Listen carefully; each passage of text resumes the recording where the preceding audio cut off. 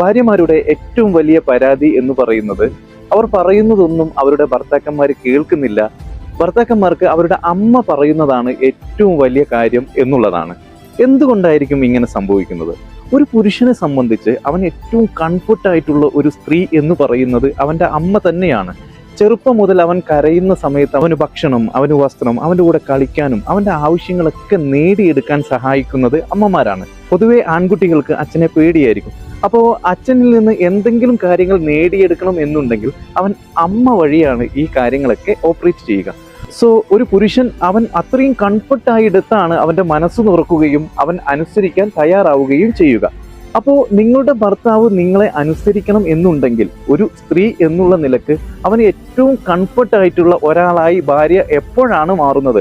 അപ്പോഴാണ് നിങ്ങൾ പറയുന്ന വാക്കുകളെയും നിങ്ങളുടെ പ്രവൃത്തികളെയും ഒരു പുരുഷൻ സപ്പോർട്ട് ചെയ്യാൻ തയ്യാറാവുക.